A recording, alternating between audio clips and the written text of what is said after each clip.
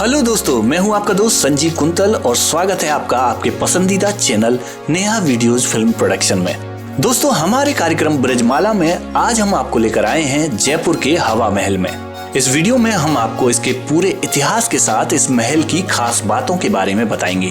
तो दोस्तों, इस वीडियो को बिना स्किप किए पूरा जरूर देखिएगा। दोस्तों, ये जो हवा महल आपको नजर आ रहा है, असल में ये महल का पीछे का पार्ट है। इसमें प्रवेश के लिए आपको इसके पीछे जाना होगा। तो दोस्तों, अब हम इसके पीछे यानी कि इसके मेन गेट पर आ गए हैं।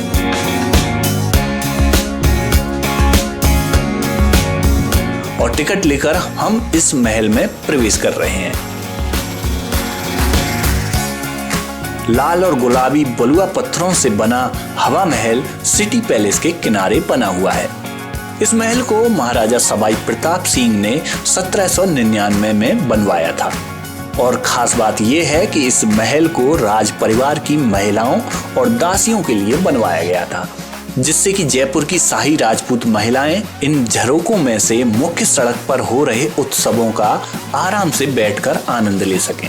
इस महल में राज परिवार का कोई सदस्य नहीं रहता था। रहने के लिए जो स्थान था वह सिटी पैलेस था। महल में प्रवेश द्वार से निकलकर हम इसके दूसरे चौक आ चुके हैं। यहाँ पर आपको एक बड़ा सा फाउंटेन दिखाई देगा। बहुत ही खूबसूरत ये फाउंटेन यहाँ आने वाले पर्यटकों के लिए आकर्षण का केंद्र है। बताया जाता है कि यहाँ रानियां और अन्य महिलाएं होली खेला करती थीं। यहाँ से आप हवा महल की मंजिलों को भी आसानी से देख सकते हैं। 5 मंजिला इस हवा महल को राजस्थान की सबसे प्राचीन इमारतों में से एक माना जाता है, क्योंकि महाराजा सवाई प्रताप सिंह कृष्ण भगवान के भक्त थे, इसलिए इसका डिजाइन भी श्री कृष्ण भगवान के मुकुट के जैसा बनाया गया है। इस परिसर के राइट साइड में आपको प्रताप मंदिर नाम का ये स्थान नजर आएगा, जहां आपको महाराजा सवाई प्रताप सिंह की एक बहुत ही सुंदर मूर्ति देखने को मिलेगी। यह स्थान महाराजा प्रताप सिंह का निजी कक्ष हुआ करता था, जहां पर वो अपने आराध्य भगवान श्री कृष्ण की एकांत में भक्ति किया करते थे। उनका यह पुतला उनके सभी प्रभु प्रेम को दर्शा रहा है। हम आपको बता दें कि महाराजा प्रताप सिंह को कविताएं लिखने का बहुत शौक था। इस परिसर की लेफ्ट साइड में आपको एक भोजनशाला नजर आएगी, जहां बैठकर भोजन किया जाता था।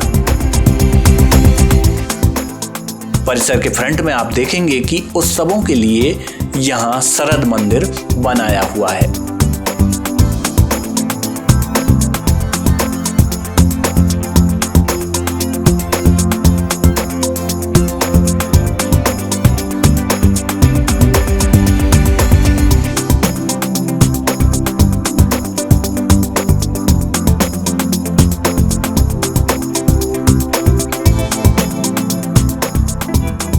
अब हम इस परिसर को छोड़कर इस इमारत की दूसरी मंजिल पर चलते हैं।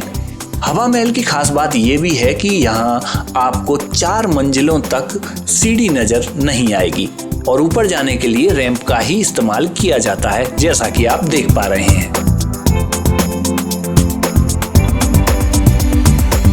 तो दोस्तों, अब हम ऊपर दूसरी मंजिल पर आ चुके हैं और इस हवा महल की दूसरी मंजिल को रतन मंदिर कहा जाता है।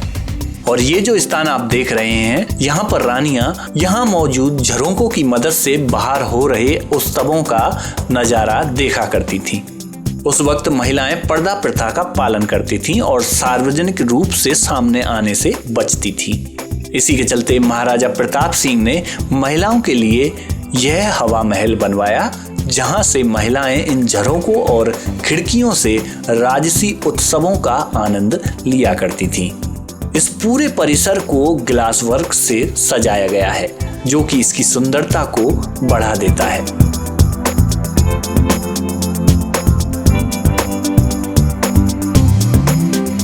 दोस्तों, ये जो स्थान आप देख रहे हैं, ये दासियों के लिए बनाया गया था। यहाँ से दासियां बाहर का नजारा देखा करती थीं। इस परिसर के सामने आपको ये जो स्थान नजर आ रहा है, यहाँ से आप हवा महल का मनमोहक नजारा देख सकते हैं। यहाँ से नीचे बने 2 चौकों को आप यहाँ से निहार सकते हैं। दोस्तों, ये जो झरोखा आपको नजर आ रहा है, यहाँ से दासियां फूल बरसाया करती थी। हम आपको बता दें कि इस पूरे महल में 365 खिड़कियां लगी हुई हैं। इस हवा महल की खास बात यह भी है कि यह दुनिया में किसी भी नींव के बिना बनी सबसे ऊंची इमारत है ना कमाल की बात। अब हम चलते हैं इसकी तीसरी मंजिल की ओर। इसके लिए फिर से हमें रैंप का इस्तेमाल करना होगा। दोस्तों, आपके दिमाग में एक बात आ रही होगी कि यहाँ सीढ़ियाँ क्यों नहीं बनाई गई। तो इसके बारे में बताया जाता है कि राज परिवार की महिलाएं भारी आभूषण और कपड़े पहना करती थीं, जिससे कि उन्हें ऊपर चढ़ने में परेशानी हुआ करती थी। इसके अलावा राज परिवार की उम्र दराज महिलाएं और अन्य किसी कारण से जिन्हें ऊपर चढ़ने में परेशानी होती थी, तो उन्हें चंदन की लकड़ियों से बने व्हील चेयर की मदद से इस रैंप के जरिए ऊपर ले जाया जाता था। अब हम आ चुके हैं तीसरी मंजिल पर, जिसे विचित्र मंदिर के नाम से जाना जाता है। यहाँ का नजारा भी काफी मनमोहक है। दोस्तों, जैसे जैसे आप इस हवा महल के ऊपरी मंजिलों पर जाएंगे, वैसे वैसे इसका आकार भी छोटा होता चला जाएगा। इन खिड़कियों के जरिए महल में ताजी हवा का प्रवेश भी होता था, क्योंकि झरोकों से आने वाली ठंडी हवा पूरी इमारत को ठंडा रखती थी। इसलिए गर्मियों के दिनों में भी यहाँ आपको गर्मी का एहसास नहीं होगा।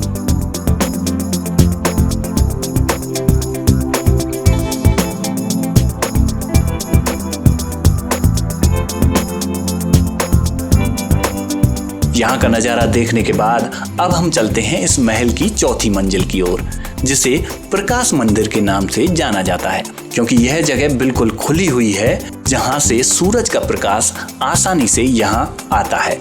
इसलिए इसे प्रकाश मंदिर कहते हैं। यहाँ की दीवारें बहुत छोटी हैं, इसलिए आप यहाँ सावधानी बरतें। दोस्तों, अगर आप हवा महल को बिना किसी भीड़ भाड़ के घूमना चाहते हैं तो सुबह जल्दी आ जाइए, क्योंकि दोपहर तक हवा महल में आपको पर्यटकों की भीड़ मिल सकती है। अब हम चलते हैं यहाँ की आखिरी यानी कि 5वीं मंजिल पर, जिसे हवा महल के नाम से जाना जाता है, और इसी नाम पर इस महल का नाम हवा महल रखा गया है। ऊंचाई पर होने के कारण यहाँ हवा का प्रवाह निरंतर बहता रहता है। साथ ही यहाँ से जयपुर का नज़ारा बहुत ही आकर्षक लगता है। यहाँ के आसपास की इमारतें गुलाबी कलर की हैं, इसलिए जयपुर पिंक सिटी के नाम से मशहूर है। ये गुलाबी इमारतों का एरिया करीबन 10 किलोमीटर तक फैला हुआ है।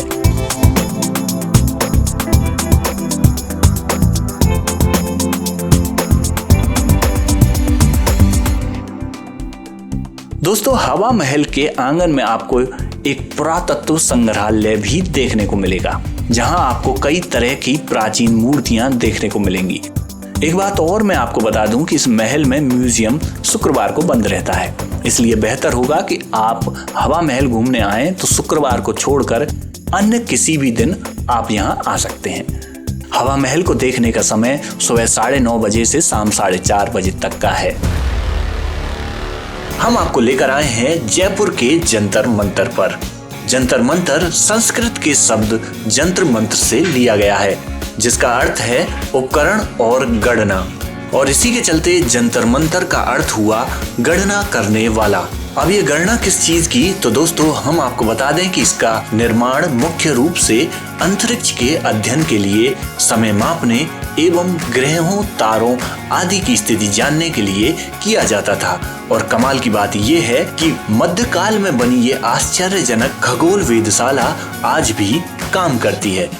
आज भी यहाँ लगे यंत्रों के द्वारा तारे एवं गति की स्थिति जानने, समय मापने, मौसम की स्थिति जानने, आकाशीय ऊंचाई का पता लगाने एवं ग्रहण की भविष्यवाणी करने समेत सौरमंडल की तमाम गतिविधियों की जानकारी हासिल की जा सकती है। आज हम आपको इस अनोखी जगह के बारे में पूरी जानकारी देने वाले हैं। तो दोस्तों, इस वीडियो को ध्यान से देखिएगा, और अगर आप हमारे चैनल पर नए हैं तो इसे सब्सक्राइब कर लीजिए। जंतर मंतर का निर्माण जयपुर के संस्थापक एवं खगोल शास्त्री महाराजा सवाई जय सिंह द्वितीय द्वारा 1724 से 1734 ईस्वी के बीच करवाया गया था। यह स्थान जयपुर के सिटी पैलेस के पास स्थित है। हम आपको बता दें कि महाराजा सवाई जय सिंह बहुत बड़े खगोल शास्त्री और ज्योतिष विद्या में पारंगत थे। उन्होंने भारत के जयपुर, दिल्ली, बनारस, उज्जैन और मथुरा में बनी 5 वेधशालाओं का निर्माण करवाया। उनका नाम भी जंतर मंतर रखा गया, जिसमें से जयपुर का जंतर मंतर सबसे बड़ा और आज भी वर्किंग कंडीशन में है। यह विशाल वेधशाला करीबन 18,700 वर्ग मीटर के क्षेत्र में फैली हुई है। यहाँ 14 विशेष खगोलीय यंत्र रखे गए हैं जो कि भारत के खगोलीय ज्ञान को दर्शाते हैं। दोस्तों, जंतर मंतर में प्रवेश द्वार के पास आपको ये जो यंत्र दिखाई देगा, इसे उनंतांश यंत्र के नाम से जाना जाता है। इस यंत्र की मदद से आकाश में स्थित किसी भी पिंड के उनंतांश एवं कोणीय ऊंचाई को मापा जा सकता है। इस खगोलीय वेधशाला की कुछ संरचनाएं पत्थर, संगमरमर एवं तांबे से बनाई गई हैं। जैसे जैसे आप आगे बढ़ेंगे, आपको कदम कदम पर तरह तरह के यंत्र दिखाई देंगे। इन सभी की अलग अलग विशेषताएं हैं। जैसे कि ये जो आप यंत्र देख रहे हैं, इसे यंत्र राज के नाम से जाना जाता है। इस यंत्र का इस्तेमाल समय, सूर्य व ग्रहों की स्थिति की जानकारी के लिए किया जाता था। साथ ही इसका इस्तेमाल खगोलीय स्थिति व उनमें आने वाले बदलावों की गणना करने के लिए भी किया जाता था। और इसी के सामने स्थित है क्रांति वृत्त यंत्र। इस यंत्र की मदद से आकाश में किसी भी खगोलीय पिंड के खगोलीय अक्षांश और खगोलीय देशांतर रेखाओं को आसानी से मापा जा सकता है। इससे दिन के समय सूरज की सोलर सिंक भी ज्ञात की जा सकती है। इस यंत्र के सामने ये जो यंत्र आपको दिखाई दे रहा है, इसका नाम है नारी वलय यंत्र। ये यंत्र असल में एक धूप घड़ी है। इस यंत्र के आगे पीछे 2 घड़ियां बनाई गई हैं। ये उत्तरी और दक्षिणी गोलार्ध हैं। इस यंत्र की मदद से 24 घंटों के समय का सटीक अनुमान लगाया जा सकता है। इनमें से एक घड़ी 6 महीने काम करती है और बाकी के 6 महीने दूसरी घड़ी काम करती है, जो कि इसके जस्ट पीछे है। यानी कि एक घड़ी आपको समर का टाइम बताएगी और दूसरी विंटर का। जैसे कि आप देख पा रहे हैं कि इस घड़ी के बीचों बीच आपको एक छोटा सा पाइप नजर आ रहा है। इसकी छाया से आपको समय के बारे में पता चलता है। अभी जो आप देख रहे हैं कि इस घड़ी में अभी कोई छाया नहीं बन रही है। इसका मतलब इस समय ये घड़ी काम नहीं कर रही है। यानी कि अभी जो काम कर रही है वो विंटर टाइम में काम करने वाली दूसरी घड़ी है, जो कि इसके जस्ट पीछे है।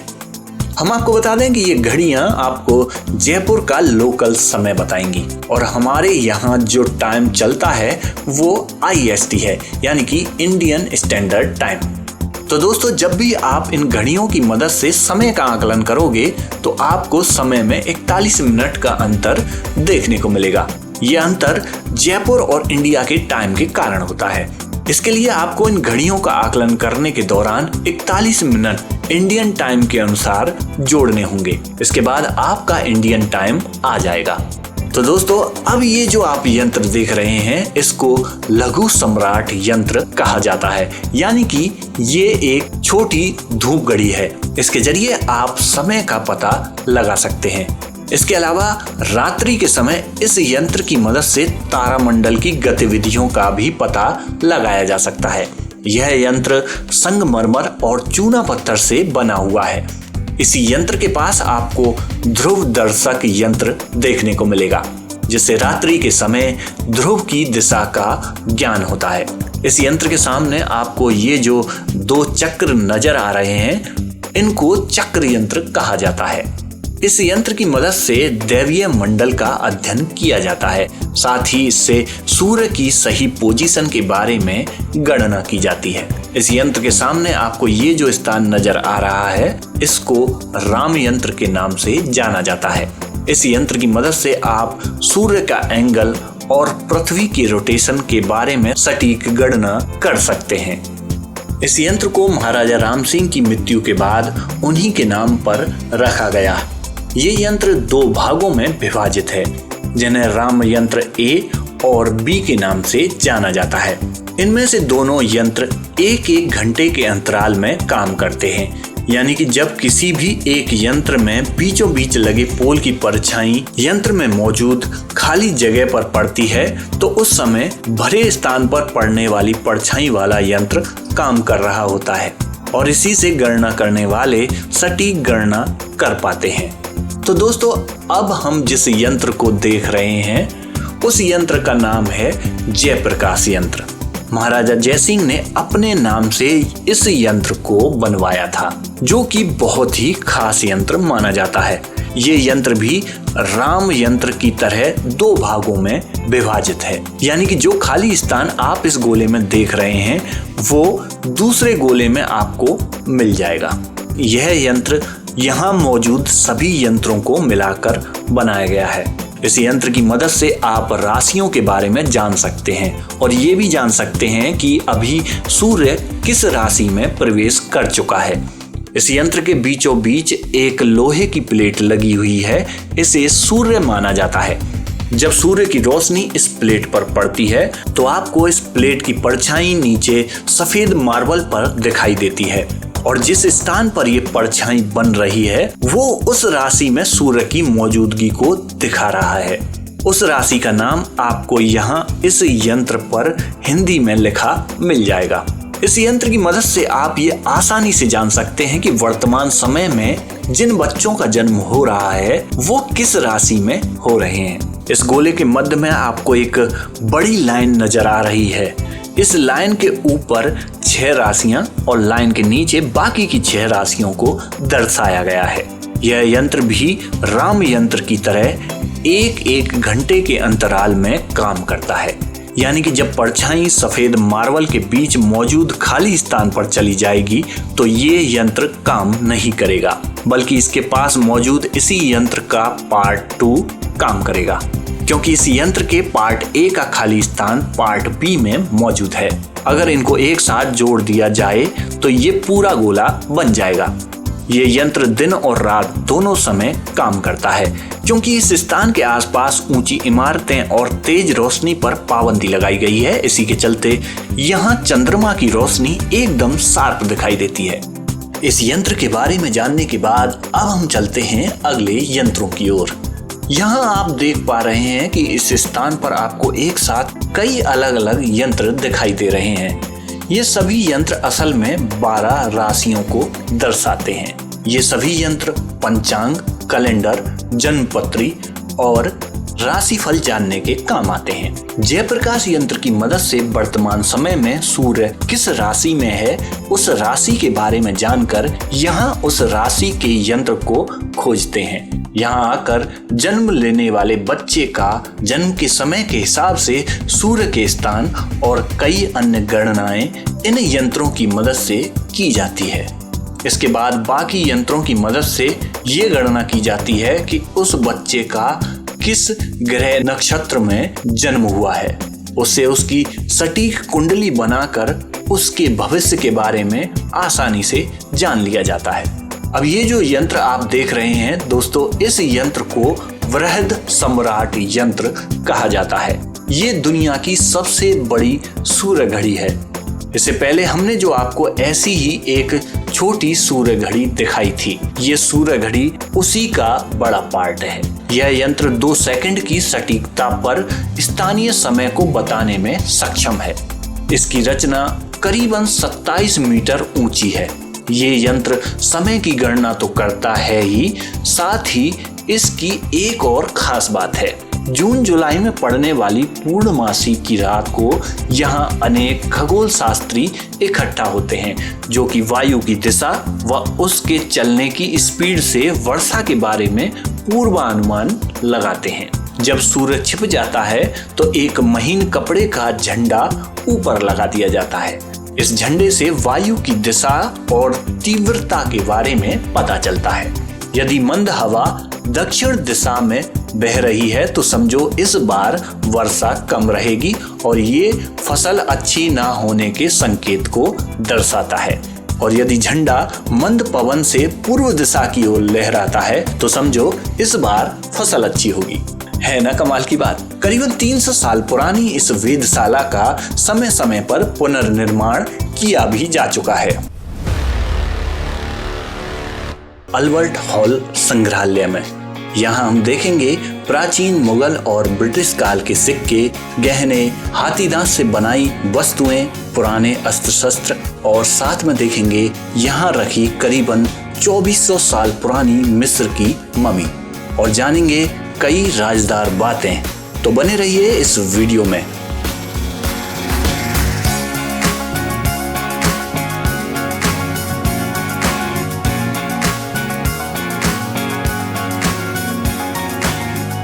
दोस्तों, अभी हम म्यूजियम के अंदर आ गए हैं और यहाँ से टिकट लेने के बाद अब हम चलते हैं म्यूजियम के अंदर। ये म्यूजियम बहुत बड़ा और बेहद खूबसूरत है। ये म्यूजियम राजस्थान का सबसे पुराना संग्रहालय है। तो दोस्तों, जैसे ही आप इस म्यूजियम में प्रवेश करोगे तो आपको ये सामने बहुत ही खूबसूरत हॉल नजर आएगा। हॉल की ऊपरी दीवारों पर आपको जयपुर के महाराजाओं के चित्र नजर आएंगे।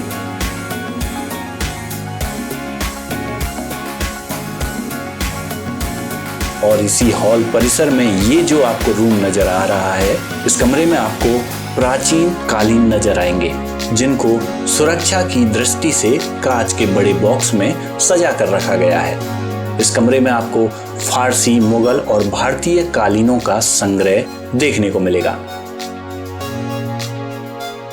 इस कमरे से जैसे ही आप आगे चलते हैं तो सामने आपको एक गैलरी नजर आएगी, जिसमें आपको राजा मोरध्वज की कथा चित्र सहित देखने को मिलेगी।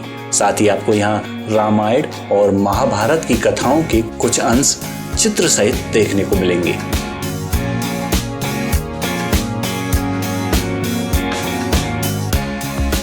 यहाँ से निकलने के बाद ये जो विशाल परिसर आपको नजर आ रहा है, इसमें आपको अलग अलग प्रकार के मिट्टी के बर्तन नजर आएंगे। यहाँ आपको एक खास प्रकार के बर्तन देखने को मिलेंगे जो कागज के समान हल्के हैं, जिन्हें कागजी बर्तन कहा जाता है। ये बर्तन बहुत ही खूबसूरत और आकर्षक हैं। यहाँ आपको अनेक प्रकार के मिट्टी से बने सुंदर बर्तन देखने को मिलेंगे। इसी परिसर से निकलने के बाद अब हम पहुंच चुके हैं मूर्ति कला दीर्घा की ओर, और यहाँ आपको बेहद प्राचीन मूर्तियां देखने को मिलेंगी। इन मूर्तियों को देश विदेश के विभिन्न स्थानों से एकत्रित करके यहाँ लाया गया है। यहाँ आपको चौथी से लेकर 15वीं शताब्दी तक की करीबन 23 मूर्तियाँ देखने को मिलेंगी। इसके अलावा यहाँ आपको राजस्थान के विभिन्न जिलों से मिली मूर्तियाँ भी देखने को मिलेंगी। मूर्ति दीर्घा से निकलने के बाद जैसे ही आप आगे बढ़ेंगे, आपको अस्त्र शस्त्र दीर्घा नजर आएगी, जहाँ आप देखेंगे मध्ययुगीन और आधुनिक काल के अस्त्र शस्त्र।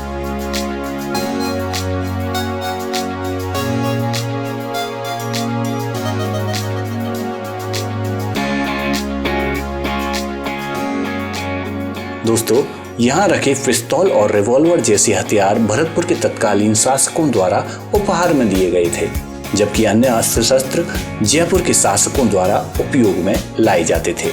इनमें से कुछ तो स्थानीय स्तर पर बनाए गए हैं और कुछ ईरान और यूरोप से आयातित हैं।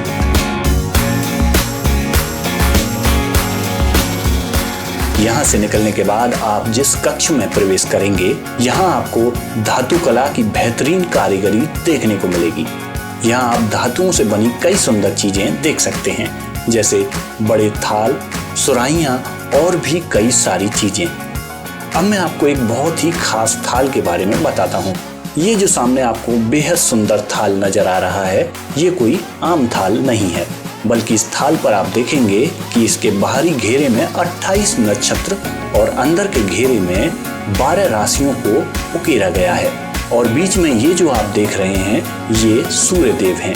19वीं सदी में इस पीतल की थाली को जयपुर में बनवाया गया था। यहाँ आपको इसके अलावा और भी खास चीजें देखने को मिलेंगी, जैसे ये ढाल। पीतल से बनी इस ढाल पर रामायण के दृश्य सुसज्जित हैं। इस बड़े ढाल में छोटे छोटे उभरे फलक बने हुए हैं, जिन पर राम कथा अंकित है। ढाल के ऊपर आप देखेंगे कि यहाँ सूर्य बना हुआ है, जो कि सूर्यवंशियों के आदि पुरुष माने जाते हैं। और इसी सूर्यवंश में रघु जैसे सूरवीर हुए, जिनके नाम पर यह वंश रघुवंश कहलाया। इस ढाल पर आप देखेंगे कि रामायण की घटनाओं का वर्णन करते हुए संस्कृत के श्लोक उत्कीर्ण किए गए हैं। ढाल के बाजू में एक और पीतल की ढाल मौजूद है।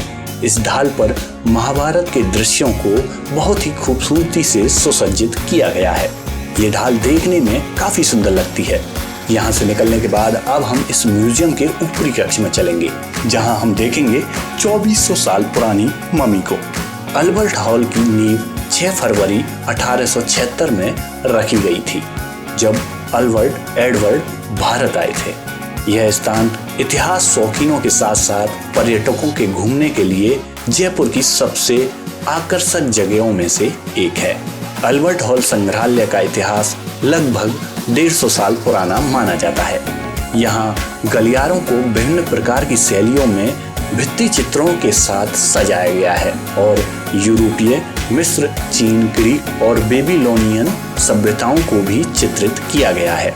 तो दोस्तों, अभी हम पहुंच चुके हैं 2400 साल पुरानी मम्मी के ताबूत के पास। बताया जाता है कि ये एक महिला की मम्मी है जिसका नाम तूतू था। इतने साल गुजर जाने के बाद भी इसका शरीर आज भी सुरक्षित और बहुत ही अच्छी हालत में है। इस मम्मी को वर्ष 1887 में जयपुर के शासक सवाई ईश्वर सिंह ने इजिप्ट के कायरो शहर से आयात किया था।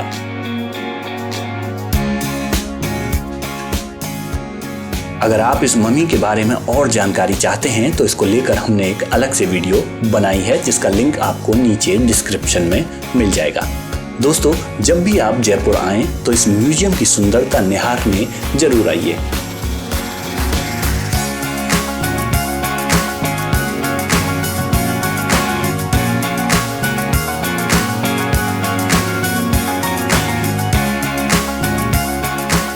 अल्बर्ट हॉल संग्रहालय पर्यटकों के लिए प्रतिदिन सुबह 9 बजे से शाम 5 बजे तक और शाम 7 बजे से रात 10 बजे तक खुला रहता है। ये जल महल जयपुर के मानसागर झील के मध्य स्थित हैं। इस खूबसूरत महल को महाराजा जय सिंह ने बनवाया था। यहाँ आप देख पा रहे हैं कि दूर दूर तक आपको पानी नजर आ रहा है और महल इसके बीचों बीच बना हुआ है। इसी की वजह से इसे आई बॉल भी कहा जाता है। इसके आसपास आप देखेंगे कि सैकड़ों की तादाद में आपको यहाँ पक्षी नजर आएंगे।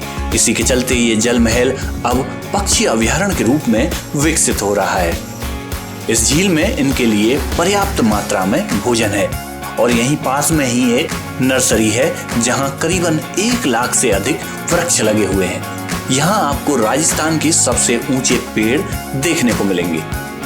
इस महल का निर्माण सवाई जय सिंह ने अश्वमेध यज्ञ के बाद अपनी रानियों और पंडित के साथ स्नान के लिए करवाया था। इस महल के निर्माण से पहले महाराजा जय सिंह ने जयपुर की जलापूर्ति के लिए गर्वावती नदी पर बांध बनवाकर मानसागर झील का निर्माण करवाया था। क्योंकि इस महल के आसपास पानी है तो इस महल में गर्मी का एहसास नहीं होता है। साथ ही इस महल से पहाड़ और झील का खूबसूरत नजारा भी देखा जा सकता है। यह महल जयपुर आमेर मार्ग पर पड़ता है। रोजाना इस महल की खूबसूरती निहारने यहाँ सैकड़ों की तादाद में पर्यटक आते हैं। हम आपको लेकर आए हैं जयपुर से करीब 11 किलोमीटर की दूरी पर स्थित आमेर के किले में। हम आपको बता दें कि यह किला राजस्थान के महत्वपूर्ण एवं सबसे विशाल किलों में से एक है। साथ ही यह किला राजस्थान के प्रमुख पर्यटक स्थलों में से भी एक है। तो दोस्तों, समय ना गंवाते हुए हम चलते हैं इस किले की खूबसूरती को देखने के लिए। साथ ही मैं आपको बताऊंगा इस किले से जुड़ी कुछ खास बातें।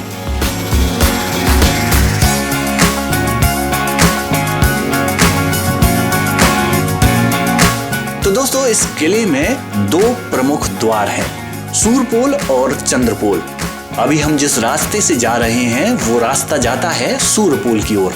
राजा की रॉयल फैमिली भी इसी मार्ग से किले के अंदर जाती थी और वर्तमान में पर्यटक मुख्य रूप से इसी प्रवेश द्वार से किले के अंदर घुसते हैं। यह द्वार किले का मुख्य द्वार है।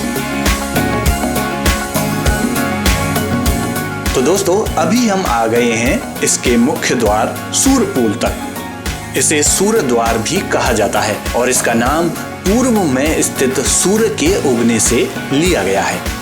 इस द्वार के अंदर आपको ये 2 तोप नजर आएंगी जो कि यहाँ की खूबसूरती में 4 चांद लगा रही हैं। वहीं इसी द्वार के सामने दक्षिण में भी एक भव्य द्वार बना हुआ है जो कि चंद्रपोल द्वार के नाम से जाना जाता है। इस द्वार से आम लोग यानी कि प्रजा महल में आती थी और ये जो चौक आप देख रहे हैं इसे जलेबी चौक के नाम से जाना जाता है। इस पूरे परिसर में सैनिक इकट्ठा होते थे और युद्ध के बारे में इसी चौक से उन्हें खास निर्देश दिया जाता था। इसके साथ ही घोड़ों को रखने के लिए खास स्थान बनाया गया है जो किसी भी तरह की आपात स्थिति से निपटने के लिए तैयार रखे जाते थे। जलेबी चौक से होते हुए अब हम महल में दाखिल होने के लिए आगे बढ़ते हैं और इसके लिए हमें इस द्वार से होकर गुजरना पड़ेगा जिसका नाम है सिंह पोल। दरवाजे की दीवारों पर आप देखेंगे कि यहाँ सुंदर चित्रकारी और नक्काशी की गई है। इस द्वार की खास बात यह भी है कि इसे महल से सीधा नहीं जोड़ा गया। ऐसा सुरक्षा की दृष्टि से किया गया होगा क्योंकि जैसे ही आप इस दरवाजे को पार करके यहाँ आते हैं तो आप देखेंगे कि यहाँ से जलेबी चौक आराम से दिखाई देता है और यहाँ इस जगह महल की सुरक्षा के लिए पहरेदार रहते थे जो कि किसी भी तरह के बाहरी आक्रमण का जवाब देने को तैयार रहते थे और सेना भी यहाँ से आक्रमणकारियों पर आसानी से हमला कर सकती थी। तो दोस्तों, ये जो भव्य इमारत आप देख रहे हो इसे दीवाने आम कहा जाता है। यहाँ राजा का मुख्य दरबार लगता था जिसमें राजा अपनी प्रजा और अधिकारियों से मिलते थे। इसका निर्माण राजा जय सिंह द्वारा करवाया गया था। यहाँ राजा आम जनता की समस्याएं भी सुनते थे। दीवाने आम को आप देखेंगे तो पाएंगे कि इसकी बनावट मुगल कालीन महलों से मिलती जुलती है। जब भी कोई विशेष अवसर आता था जैसे दिवाली, दशहरा, जन्मदिन पर शाही कार्यक्रमों का यहाँ आयोजन किया जाता था। अब ये जो सामने आपको भव्य दरवाजा नजर आ रहा है इसे गणेश पोल कहा जाता है। किले के इस द्वार को बेहद शानदार तरीके से सजाया गया है क्योंकि इस द्वार में ऊपरी हिस्से में भगवान गणेश की एक छोटी सी मूर्ति स्थापित है। इसी वजह से इसे गणेश पोल कहा जाता है। यह स्थान देखने में काफी मनमोहक लगता है क्योंकि ये काफी ऊंचाई पर है तो यहाँ से बाहर का नजारा भी काफी सुंदर लगता है। दोस्तों, ये जो सामने आपको गार्डन नजर आ रहा है उसको केसर क्यारी गार्डन कहा जाता है और ये काफी पुराना गार्डन है। इसमें पहले केसर उगाने की कोशिश की गई थी लेकिन राजस्थान गर्म राज्य है, इसी के चलते केसर उगाने का फार्मूला भी फेल हो गया और उसके बाद ये गार्डन बन गया। और ये जो ढेर सारा पानी आपको दिखाई दे रहा है इसे मावटा झील कहा जाता है और इसी झील से पूरे महल में पानी की आपूर्ति की जाती है। दोस्तों, आपको दूर ये विशाल दीवार दिख रही होगी। इसके ऊपर आपको जगह जगह गुम्बद दिखाई दे रहे हैं। असल में ये किले की सुरक्षा का एक अहम हिस्सा हुआ करता था। इन गुम्बदों में बड़े बड़े ड्रम रखे जाते थे और आपातकाल की स्थिति में इन ड्रमों को बजाया जाता था जिससे पूरी सेना अलर्ट हो जाती थी। ये पूरी दीवार करीबन 12 किलोमीटर की है। अब हम चलते हैं आगे की ओर। यहाँ ठीक पास में ही आपको एक स्नान घर दिखाई देगा। इसमें राजा और राज परिवार के लोग स्नान किया करते थे। इस स्नान घर में ठंडे और गर्म पानी की व्यवस्थाएं थीं, जिसके लिए आप देखेंगे कि यहाँ अलग अलग हौज बने हुए हैं। कपड़े बदलने और मालिश के कक्ष भी यहाँ बने हुए हैं। यहाँ से होते हुए अब हम आप पहुंचे हैं शीश महल की ओर।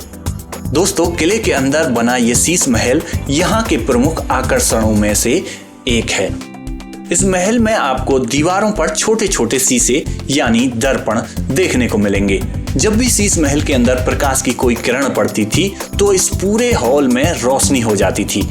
इसे दीवाने खास भी कहा जाता है। इस महल की खास बात यह भी है कि इसे प्रकाशित करने के लिए सिर्फ एक मोमबत्ती की रोशनी काफी है। हम आपको बता दें कि निर्माण के नाम से इसका नाम जय मंदिर है, लेकिन कांच की सुंदर कारीगरी के कारण इसे शीश महल कहा जाता है। इसमें राजा अपने खास मेहमानों एवं दूसरे राजाओं के राजदूतों से मिलते थे।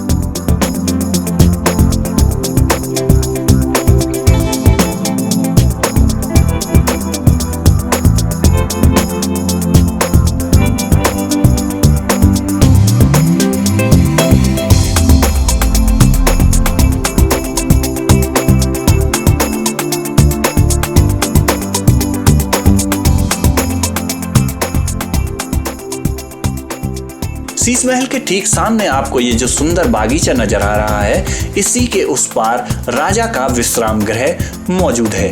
जिसे सुख निवास के नाम से जाना जाता है।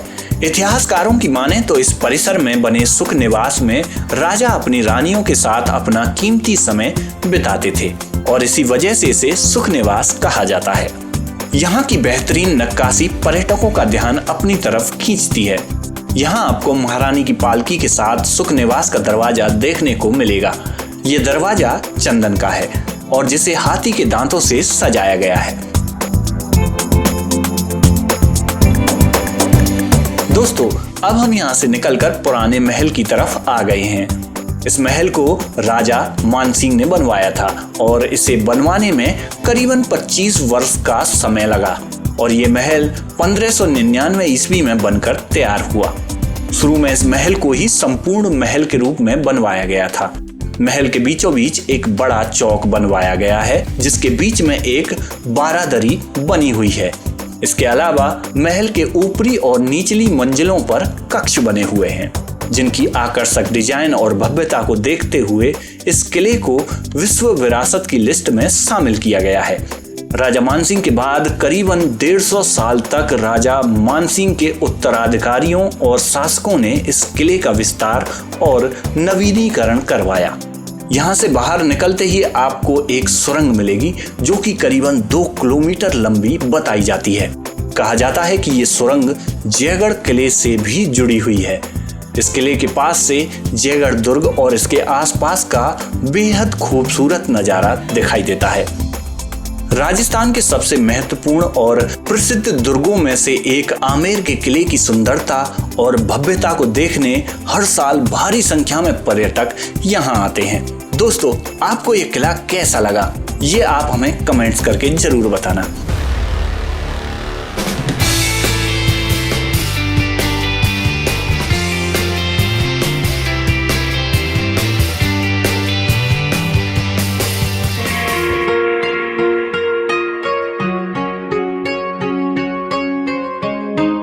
हेलो दोस्तों, स्वागत है आपका आपके पसंदीदा channel Neha video film production में। मैं हूं आपका दोस्त संजीव कुंतल और आज हम जा रहे हैं जयगढ़ दुर्ग। यहाँ मौजूद है विश्व की सबसे बड़ी तोप। इसके अलावा बताया जाता है कि इस किले में मौजूद हैं कई खुफिया रास्ते और इसी किले में तोपें भी बनाई जाती थी। कैसे बनाई जाती थी वो भी हम जानेंगे इसी वीडियो के माध्यम से, तो बने रहिए हमारे साथ इस वीडियो में। जयगढ़ दुर्ग काफी ऊंचाई पर बना हुआ है और ये रास्ता हमें उस दुर्ग तक ले जाएगा। यहाँ तक आने के लिए बेहतर होगा कि आप अपने निजी वाहन या कैब बुक करके आइएगा। जैसा कि आप देख पा रहे हैं, हम जयगढ़ किले तक पहुंच गए हैं। सामने आपको जयगढ़ किला नजर आ रहा है। हमारे ठीक सामने प्रवेश द्वार है। इस प्रवेश द्वार का नाम है डूंगर दरवाजा, जो कि यहाँ के 3 दरवाजों में से एक खास दरवाजा है। दरवाजे के पास ही टिकट घर है जहाँ से हम टिकट लेकर अंदर दाखिल होंगे। दोस्तों, इस किले को घूमने के लिए आपको टिकट लेनी होगी, जो कि इंडियन टूरिस्ट के लिए 150 रुपए और विदेशी पर्यटकों के लिए 400 रुपए की मिलती है। टिकट हमने ले ली है और अब हम किले के अंदर चलते हैं और अंदर चलकर हम आपको एक एक करके इस किले की सारी विशेषताएं बताएंगे। राजस्थान की राजधानी जयपुर में बना हुआ यह वही जयगढ़ दुर्ग है जहां विश्व की सबसे बड़ी तोप स्थित है, जिसे जयवाड़ तोप के नाम से जाना जाता है और ये रास्ता उसी तोप तक जाता है। इस तोप को भी हम आपको दिखाएंगे, लेकिन उससे पहले हम इस किले के बारे में और भी खास जानकारियां आपको बताएंगे। दोस्तों, मैं आपको बता दूं कि आप अपनी गाड़ी को यहां अंदर किले में भी ला सकते हैं, लेकिन इसके लिए आपको अलग से पैसे चुकाने पड़ेंगे। अब ये जो सामने आपको स्थान नजर आ रहा है, ये है पानी का टांका। यहीं से इस पूरे जयगढ़ दुर्ग में पानी की सप्लाई की जाती है। इस विशाल टैंक में प्राकृतिक रूप से पानी को साफ करके इकट्ठा किया जाता था। बारिश के पानी को बड़ी बड़ी नालियों के माध्यम से यहाँ लाया जाता था और इस पूरे प्रोसेस में पानी को कई अलग अलग स्थानों से होकर गुजारा जाता था, जिससे कि पानी में मौजूद अशुद्धियां खत्म हो सकें। ये सब कैसे होता था, इसके बारे में मैं आपको एक अलग वीडियो के माध्यम से बताऊंगा, जो कि आपको इसी चैनल पर देखने को मिलेगी। तो दोस्तों, जैसा कि आप देख रहे हो, इस किले का एक और द्वार आपको सामने नजर आ रहा है। पास में आपको एक कैंटीन भी नजर आ रही है। आप चाहें तो यहाँ से कुछ जरूरत की चीजें ले सकते हैं। दोस्तों, अभी हम गेट के अंदर आ चुके हैं। यहाँ ये जो स्थान आपको नजर आ रहा है, ये शस्त्रागार है। यहाँ आपको तोप के गोले, बंदूकें और भी बहुत कुछ देखने को मिलेगा। तो चलिए हम यहाँ अंदर चलते हैं। दोस्तों, हम अंदर आ चुके हैं। सामने आपको अनेक प्रकार के अस्त्र शस्त्र देखने को मिल रहे हैं। यहाँ आपको प्राचीन ढालें नजर आ रही हैं। सामने एक बड़ी तोप भी आपको नजर आ रही होगी। तो दोस्तों, जैसा कि मैंने आपको पहले बताया था कि इस किले में ही तोपों का निर्माण किया जाता था। इस किले में कई बड़ी तोपों का निर्माण हुआ है, जिनमें से एक है जयवाण तोप। यहाँ के भ्रमण के बाद हम उस तोप को आपको दिखाएंगे। ये जो पोशाक आपको नजर आ रही है, ये पोशाक युद्ध के दौरान योद्धा पहना करते थे। युद्ध के दौरान यही पोशाक योद्धाओं की रक्षा करती थी। आगे आप देखेंगे कि आपको यहाँ अनेक प्रकार के अस्त्र शस्त्र नजर आएंगे, जिनमें अनेकों प्रकार की बंदूकें और तलवारें शामिल हैं।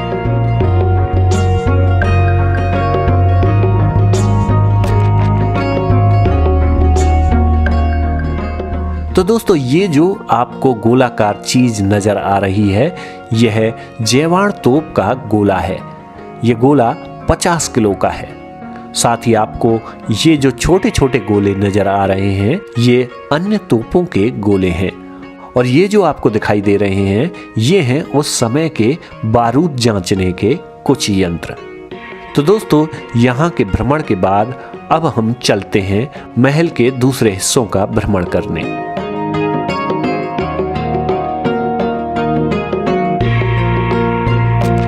यहाँ से जैसे ही आप आगे चलोगे तो सामने आपको श्री काल भैरव जी का मंदिर दिखाई देगा।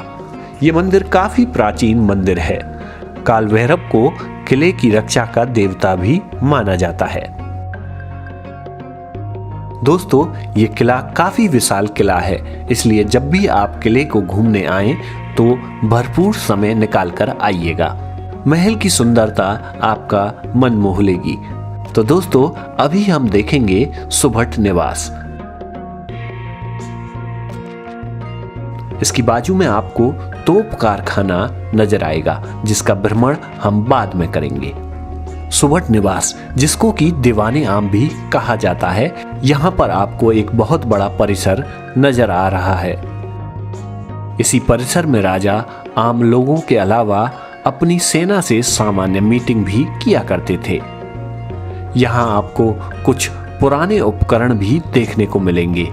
और ये देखिए, ये एक पुराना कूलर भी आपको यहाँ नजर आएगा। ये कूलर लकड़ी का बना हुआ है। आप सोचिए, उस समय जब बिजली नहीं थी, तब भी कूलर का इस्तेमाल होता था। अभी इसकी स्थिति काफी जर्जर हो चुकी है। यहाँ मौजूद ये जो नगाड़े आप देख रहे हैं, इन्हें बजाकर संदेश दिया जाता था। चलिए आगे चलते हैं। अभी हम जिस स्थान पर आए हैं, उस स्थान का नाम है खिलवती निवास। ये एक खास स्थान होता था गुप्त वार्ता करने के लिए। ये जो सामने आपको कमरे नजर आ रहे हैं, वहां बैठकर राजा अपने सैन्य अधिकारियों के साथ गुप्त मीटिंग किया करते थे। यहाँ से निकलने के बाद अभी हम देखेंगे लक्ष्मी विलास। यहाँ सामने एक बहुत बड़ा परिसर आपको नजर आएगा। यहाँ पर राजा रानियों के मनोरंजन के लिए नृत्य का आयोजन किया जाता था। और ये जो स्थान जहाँ आपको एक बड़ा गद्दा दिखाई दे रहा है, यहाँ पर राजा बैठकर नृत्य का आनंद लिया करते थे। साथ ही पीछे जो स्थान आपको नजर आ रहा है, यहाँ रानियां बैठा करती थी। और यहाँ से ठीक सामने इस स्थान पर वाद्य यंत्र बजाने वाले बैठा करते थे। यहाँ पर कई छोटे बड़े कार्यक्रमों का आयोजन भी किया जाता था। अब हम चलते हैं आगे की ओर। आगे हमको कई छोटी छोटी गलियों से होकर गुजरना होगा, जिन्हें भूल भुलैया कहा जाता है। इनका इस्तेमाल युद्ध के दौरान दुश्मनों को चकमा देने के लिए किया जाता था। बताया जाता है कि यहीं से होकर एक गुप्त रास्ता आमेर किले तक गया है। फिलहाल उस रास्ते को अभी बंद कर दिया गया है। यहाँ से जैसे ही आप आगे चलते हैं तो आपको एक बड़ा सा चौक नजर आएगा, जहाँ पर आपको कठपुतलियों का खेल देखने को मिलेगा। इस खेल का आनंद उस समय राजा भी लिया करते थे।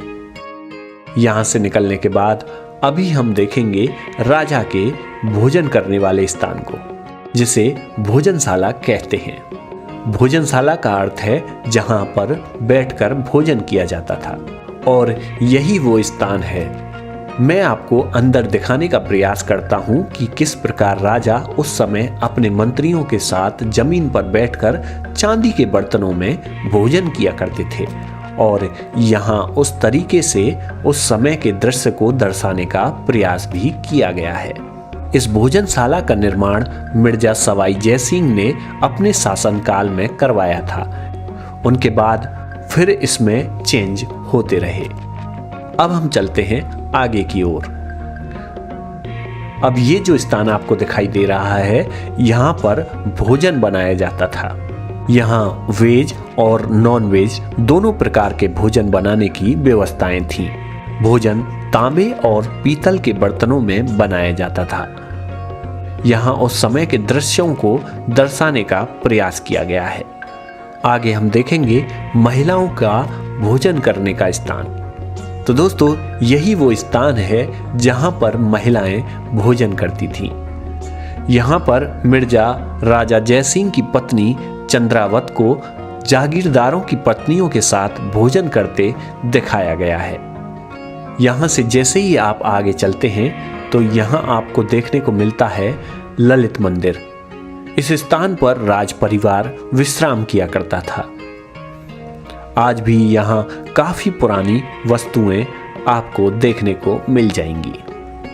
तो चलिए दोस्तों, अब हम आपको दिखाने जा रहे हैं यहाँ की पहाड़ियों का एक बहुत ही सुंदर दृश्य। और ये देखिए दोस्तों, कितना सुंदर नज़ारा आपको यहाँ से देखने को मिल रहा है। ये जो पहाड़ियाँ आपको दिखाई दे रही हैं, ये हैं अरावली की पहाड़ियाँ। और वो जो सामने आपको पानी भरा हुआ नजर आ रहा है, वहां से भी इस दुर्ग में पानी की सप्लाई होती थी। इसके लिए हाथियों के माध्यम से बड़े बड़े बर्तनों में पानी भरकर लाया जाता था, और यहाँ मौजूद टैंक में पानी को खाली किया जाता था, और फिर इसके बाद यहाँ से पानी को ऊपर खींच लिया जाता था, और इसके बाद दुर्ग में पानी की सप्लाई कर दी जाती थी। इस महल की सिक्योरिटी व्यवस्था काफी अच्छी थी। महल में भारी संख्या में सैनिक रहते थे। ऊंचाई पर होने के कारण दुश्मन का यहाँ सीधे पहुंचना नामुमकिन था। इस महल के निर्माण की खास विशेषता यह भी थी कि जब भी आमेर के किले पर कोई हमला हो तो राजा पीछे के रास्ते से यहाँ इस महल में आ सकते थे। इसके अलावा इस किले में कई गुप्त रास्ते भी बताए जाते हैं। संभवतः उन गुप्त रास्तों के माध्यम से भी इस किले में पहुंचा जा सकता होगा। बताया जाता है कि ये गुप्त रास्ते आमेर और जयगढ़ दुर्ग को जोड़ते थे। यहाँ की दीवारों पर ये जो छेद आपको दिखाई दे रहे हैं, यहाँ से दुश्मनों पर अटैक किया जा सकता था। तो दोस्तों, ये है इस किले का सबसे ऊंचा स्थान। जैसा कि आप देख पा रहे हो, यहाँ से आपको बहुत ही शानदार नज़ारा दिखाई दे रहा है। यहाँ से आपको आमेर का किला भी दिखाई दे रहा है।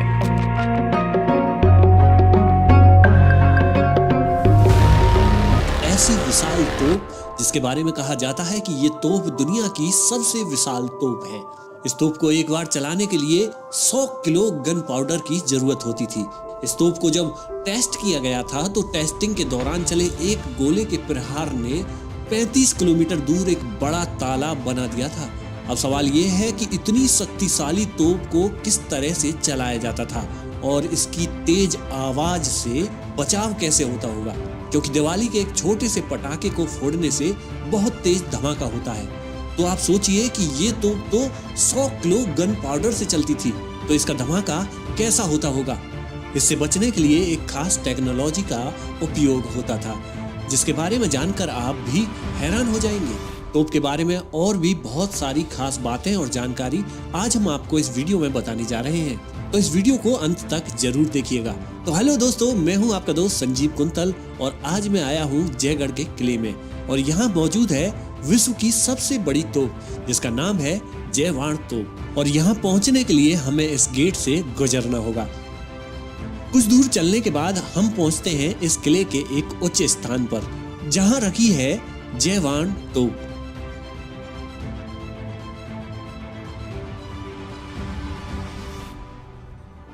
और सामने आप उसी तोप को देख पा रहे हैं। इस बात में कोई दो राय नहीं है कि हमारे देश का इतिहास जितना शक्तिशाली है उतना ही समृद्ध हमारे देश के राजा महाराजाओं की गौरव गाथा है। इस तोप की कुल लंबाई करीब 32 फीट है। जयवाण तोप के बारे में कहा जाता है कि यह एशिया की सबसे बड़ी तोप है और सबसे खास बात यह है कि इस तोप को इसी किले में तैयार किया गया था।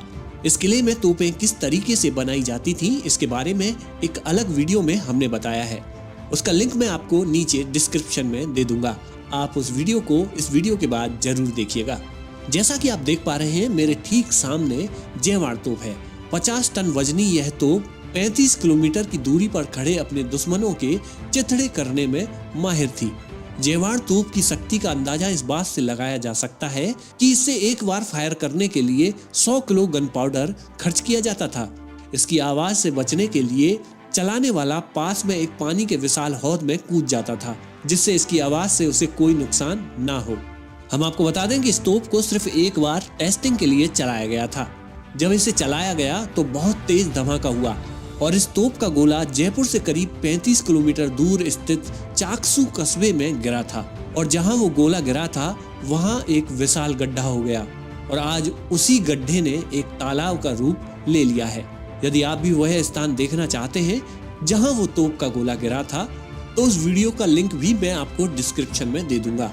आप वो वीडियो भी जरूर देखिएगा। दोस्तों, इस तोप में इस्तेमाल किए जाने वाले गोले बनाने के लिए भी एक खास तरह का उपकरण इस्तेमाल किया जाता था। जयवाण तोप के बारे में इतिहासकारों का कहना है कि बहुत ज्यादा वजनी होने के कारण इसे कभी कोई किले से बाहर नहीं निकाल पाया। इतना ही नहीं, इसका इस्तेमाल कभी भी किसी युद्ध में भी नहीं किया गया। जयवाण तोप इस किले का मुख्य आकर्षण है। यह किला बाहर से देखने में जितना शानदार है, अंदर से यह और भी खूबसूरत है। रोजाना सैकड़ों पर्यटक इसे देखने के लिए यहाँ आते हैं। यदि आप भी इस किले को निहारना चाहते हैं तो आप सुबह 9 बजे से 5 बजे के बीच यहाँ कभी भी आ सकते हैं। नाहरगढ़ किले के बारे में कहा जाता है कि जब इस किले की दीवारों का निर्माण कराया जा रहा था तो रहस्यमयी रूप से इसकी दीवारें रात को अपने आप टूट जाती थीं। इस किले के बारे में ये भी कहा जाता है कि ये एक हॉन्टेड पैलेस है। यहाँ के स्थानीय लोगों के अनुसार यहाँ पर एकदम से तेज हवाएं चलने लगती हैं और कई बार दरवाजे के कांच अपने आप टूटकर गिर जाते हैं। लेकिन हमारा मानना है कि ये एक बहुत ही सुंदर पैलेस है और आज हम आपको दिखाएंगे जयपुर के नाहरगढ़ पैलेस को और जानेंगे कि क्यों खास है ये महल, क्योंकि इस महल की दीवारें आज भी बोलती हैं। इन बोलती दीवारों का राज भी हम जानेंगे इस महल में जाने के बाद। तो दोस्तों, इस वीडियो को अंत तक जरूर देखिएगा।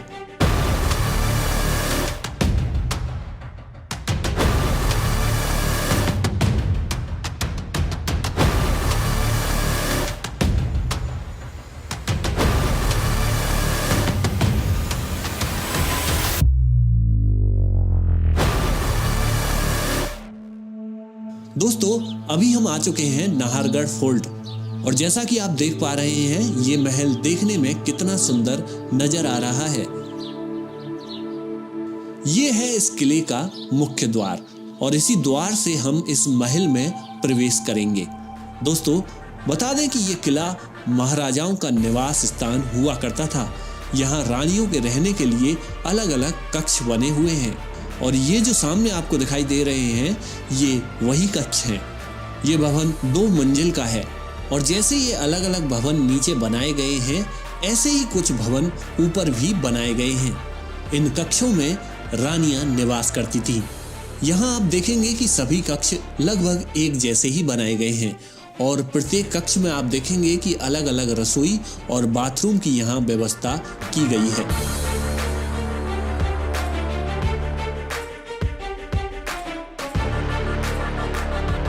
इस किले में एक गुप्त गलियारा भी है जो कि इन सभी कमरों को एक साथ जोड़ता है। इस खास गलियारे को क्यों बनाया गया इसके बारे में भी हम आपको आगे बताएंगे, लेकिन इससे पहले हम आपको बता दें कि जब भारत का प्रथम स्वतंत्रता संग्राम हुआ तो अंग्रेज अधिकारियों की औरतों और बच्चों को इसी किले में जयपुर नरेश की सुरक्षा में रखा गया था। समय समय पर जयपुर के शासकों द्वारा इस किले की मरम्मत के कार्य करवाए गए, जिनमें राजा राम सिंह व माधो सिंह का नाम प्रमुखता से लिया जाता है। नाहरगढ़ के अधिकांश राज्य प्रासाद महाराजा सवाई राम सिंह द्वितीय तथा सवाई माधो सिंह प्रथम द्वारा अपनी 9 पासवानों के नाम पर बनवाए गए थे, जिनके नाम सूरज प्रकाश, खुशहाल प्रकाश, जवाहर प्रकाश, ललित प्रकाश, आनंद प्रकाश, लक्ष्मी प्रकाश, चांद प्रकाश, फूल प्रकाश और वसंत प्रकाश हैं और जो शायद पासवानों के नाम पर हैं और इनके नाम आप इन कक्षों के बाहर देख सकते हैं। नाहरगढ़ किले का सबसे मनमोहक भाग माधवेंद्र भवन है जो रॉयल महिलाओं के लिए बनवाया गया था। महल के कमरों को भी गुप्त गलियारों से जोड़ा गया है। महल में महिलाओं के कमरों को इस कदर बनाया गया है कि महाराजा दूसरी रानियों को पता चले बिना ही किसी भी रानी के रूम में जा सके और उसके लिए ही इस गुप्त गलियारे का यूज होता था। इस महल के बारे में कहा जाता है कि इसकी दीवारें बोलती हैं। तो दोस्तों, ये जो सामने आपको खम्भों से जुड़ा हुआ पिलर दिखाई दे रहा है, यहाँ पर ये बात सत्य प्रतीत होती है, क्योंकि यदि आप एक पिलर से सटकर धीरे से कुछ इस पिलर में बोलेंगे तो आपकी आवाज इस दूसरे पिलर में सुनाई देगी। आप यहाँ आकर इसे टेस्ट भी कर सकते हैं। नाहरगढ़ किला 700 फीट की ऊंचाई पर शहर की सुरक्षा को ध्यान में रखकर बनाया है। इस किले की खास बात यह भी है कि इस किले पर कोई आक्रमण हुआ ही नहीं, लेकिन फिर भी इस किले में कुछ ऐतिहासिक घटनाएं हुई हैं, जिनमें 18वीं शताब्दी में मराठाओं द्वारा जयपुर पर किया हुआ आक्रमण भी शामिल है।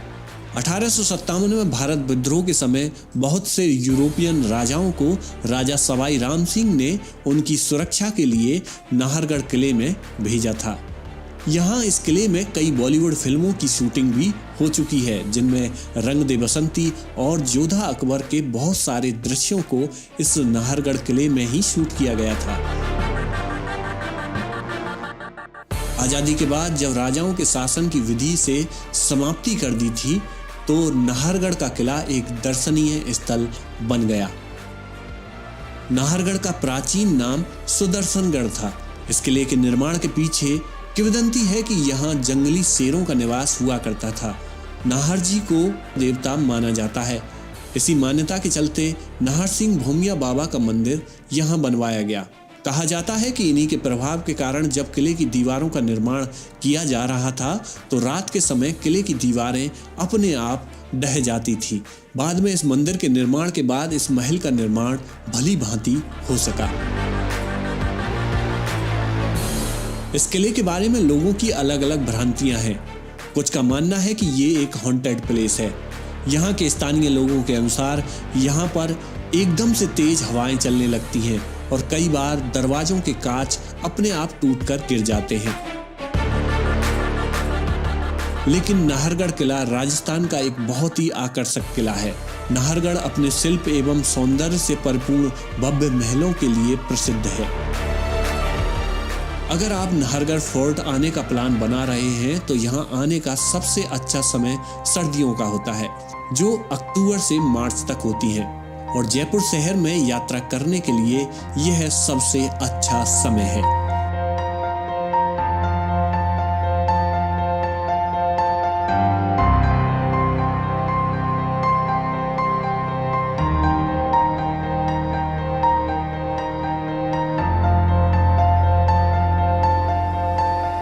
नाहरगढ़ फोर्ट की टाइमिंग की अगर बात करें तो ये फोर्ट 10 बजे से शाम 5:30 बजे तक खुला रहता है। भारतीयों को इस किले की एंट्री फीस के लिए 50 रुपये देना होता है, वहीं विदेशियों को ये शुल्क 200 रुपये होता है।